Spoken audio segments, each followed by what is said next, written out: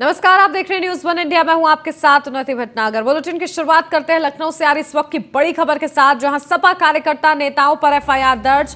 Police मुख्यालय पर धरना प्रदर्शन करने पर एफआईआर दर्ज हुई है। धारा 144 तोड़ने और अन्य धाराओं में मामला दर्ज हुआ है। बिना इजाजत धरना प्रदर्शन पर सुशांत गोल्ड सिटी थाने में एफआईआर दर्ज की गई है। तो सपा कार्यकर्ताओं ने हंगामा किया, जिसके चलते उन पर एफआईआर दर्ज की गई है। धारा 144 का उल्लंघन करने जैसे तमाम मामले दर्ज किए गए हैं।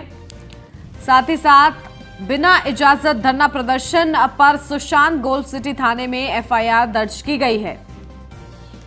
तो लखनऊ से ये इस वक्त की बड़ी खबर आपको बता रहे हैं, जहां सपा कार्यकर्ता नेताओं पर एफआईआर दर्ज हुई है।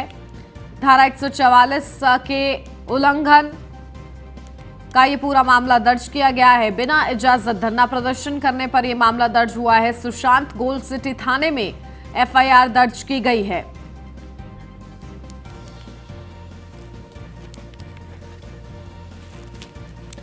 तो देखिए, बिना इजाजत धरना प्रदर्शन करने की वजह से सपा कार्यकर्ताओं और नेताओं पर एफआईआर दर्ज की गई है।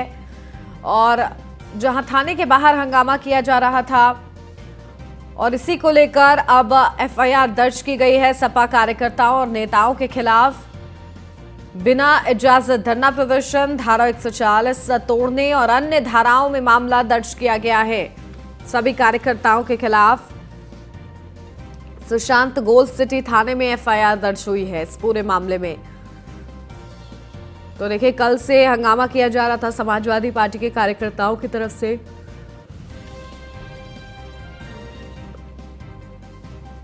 जहां पुलिस की कार्रवाई पर बड़े सवाल खड़े किए जा रहे हैं, पुलिस की कार्यशैली पर सवाल किए जा रहे हैं और इसी को लेकर हंगामा कर रहा था कांग्रेस समाजवादी पार्टी के कार्यकर्ता, जिसको लेकर ये एफआईआर दर्ज की गई है। अपडेट लेते हैं, हमारे संवाददाता स्कंदिता मिश्रा लखनऊ से हमारे साथ जुड़ गए हैं। स्कंदिता, क्या जानकारी? देखिए, समाजवादी पार्टी के कार्यकर्ता कल से ही हंगामा कर रहे हैं और इसको लेकर अब एफआईआर दर्ज की गई है। क्या स्थिति फिलहाल ग्राउंड जीरो पर?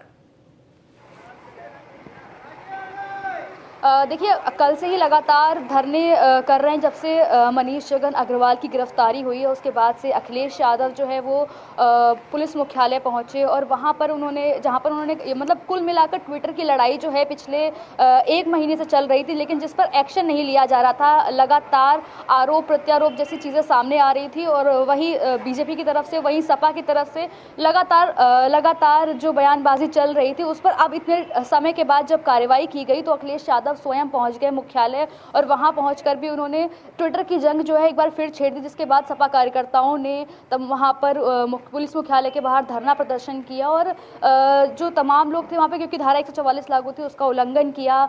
धरने की कोई परमिशन भी उन्होंने नहीं ली हुई थी, तो इसको लेकर उन पर कार्रवाई की जा रही है। लेकिन आज क्योंकि बीजेपी की तरफ से भी जो ऋचा राजपूत हैं, जो लगातार कमेंट कर रही थी, जिसमें उन्होंने अखिलेश जी पर अभद्र भाषा का इस्तेमाल किया था, डिम्पल जी के लिए अभद्र भाषा का, यहाँ तक कि उनकी बेटी अदिति यादव को भी कटघरे में ले लिया था, उन पर ही बयानबाजी की थी, तो उन पर एक्शन लिया गया। उनकी गिरफ्तारी कर ली गई है। तो उसके बाद अब फिर से सवाल खड़ा हो रहा है कि अगर महिला पर कार्रवाई की गई है, बीजेपी ने ऋचा राजपूत पर कार्रवाई की है, तो अब समाजवादी पार्टी की तरफ से भी क्या जो बयानबाजी हो रही थी या क्या किसी और की भी गिरफ्तारी हो सकती है, ये एक बड़ा सवाल निकल कर आ रहा है। इसके अलावा इस वक्त हम समाजवादी पार्टी कार्यालय के बाहर मौजूद हैं। यहाँ पर अखिलेश यादव जी पहुँच गए हैं, अंदर अपने जो तमाम कार्यकर्ता हैं, नेता हैं, उनके साथ में बैठक कर रहे हैं।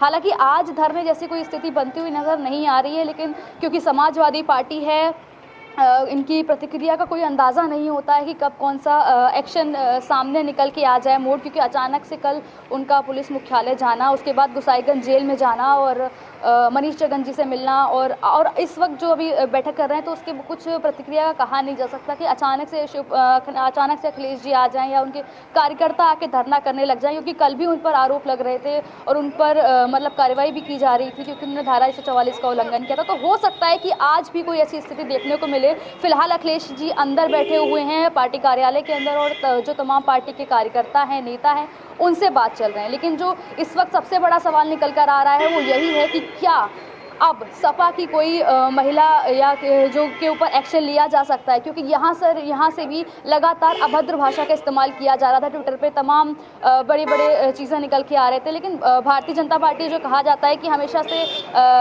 हर चाहे वो मतलब सबके लिए सेम पार्टी रही है, सबके लिए। बिल्कुल, तो देखिए किस तरीके से स्कंदता हमारे संवाददाता बता रही है कि वहां पर क्या स्थिति है और इसको लेकर एफआईआर दर्ज की गई है, क्या कार्रवाई होती है इसके अनुरूप, क्योंकि ट्विटर पर जिस तरीके से निम्न भाषा का प्रयोग किया जा रहा है वो बेहद ही ज़्यादा दुर्भाग्यपूर्ण है कि राजनीति का स्तर इस तरह से गिर रहा है।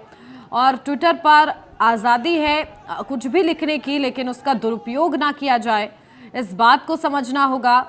लेकिन इससे पहले ही वहाँ पर हंगामा हो रहा है, लगातार कार्यकर्ता नेता जो हैं वहाँ पर धरना प्रदर्शन कर रहे हैं और इसी को लेकर कार्यकर्ताओं और नेताओं के खिलाफ एफआईआर दर्ज की गई। स्कंदता लगातार हमारी संवाददाता बनी हुई है।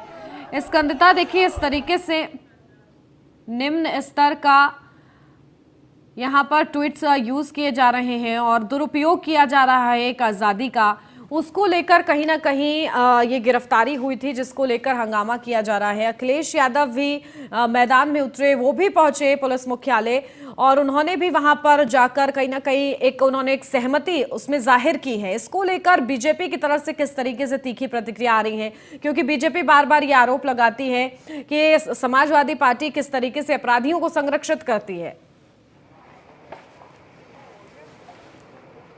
देखिए, जहां आपने ये बात कही है कि समाजवादी पार्टी अपराधियों का संरक्षण करती है, तो इससे पहले आपको बता दें जब अखिलेश यादव मुख्यमंत्री हुआ करते थे, उस वक्त जब मनीष जगन की अरेस्टिंग हुई थी तो इनके एक कॉल पर मनीष जगन को छुड़ा दिया गया था, उनकी ज़मानत हो गई थी तुरंत। और आज भी जैसे ही उनकी गिरफ्तारी हुई है, तुरंत अखिलेश यादव एकदम एक्शन में आ गए हैं, एकदम एक्टिव मोड में आ गए हैं और जाकर पुलिस मुख्यालय गए हैं। उसके बाद में गोसाईगंज जेल में भी गए, वहाँ पर भी जाके उनसे मिले और तब मतलब जो उनके समर्थक हैं, सपा के जो समर्थक हैं, वो एकदम से एक्टिव नज़र आ जाते हैं। क्योंकि जब इतने दिन से, क्योंकि ये अभी आज का मामला नहीं है, कल का मामला नहीं है, परसों का मामला नहीं है, पिछले 1 महीने से लगातार ये सब चल रहा है। ट्विटर पर जो जंग चल रही है, जिसमें तमाम मतलब पार्टी, भारतीय जनता पार्टी और समाजवादी पार्टी तो एक दूसरे पर आरोप प्रत्यारोप लगा रहे हैं।